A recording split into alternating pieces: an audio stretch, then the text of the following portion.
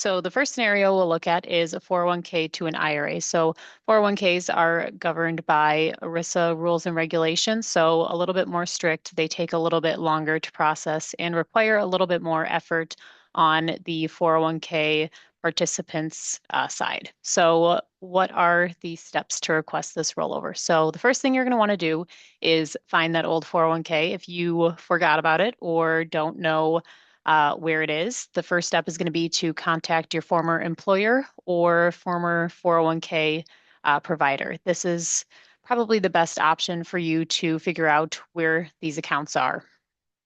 The next step is going to be open your new IRA accounts if you haven't done that already. So within 401ks, that's one 401k account that you would have. But if you had pre-tax and Roth funds, again, that's just one account on the 401k side of things. On the IRA side of things, they split those buckets into two different accounts. So if you have pre-tax and Roth sources within your 401k and want to roll that into an IRA, you'd have to open up two IRA accounts. The next step is going to be to figure out how you should make the check payable to. So you'll need this when you actually request the rollover. So you'll want to check with your IRA administrator or who you're working with on the IRA side of things to figure out how that check should be made payable.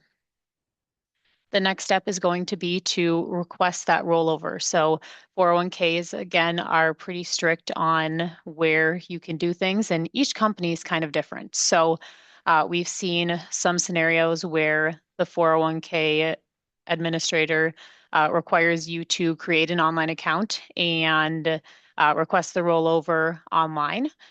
We have also seen 401k administrators that require you to complete paperwork to request the rollover. So each type of 401k company has their own way of doing things, and it's important to reach out to them and figure out their process to request that rollover.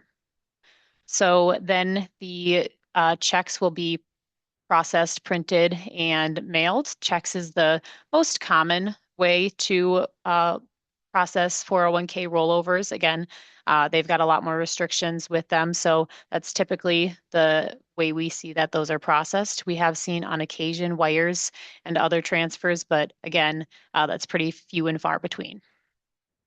And then another thing to note, if those checks are mailed to your address, it's typically best practice to have those checks deposited within 60 days just to avoid any unnecessary penalties or any taxes that could be associated with it.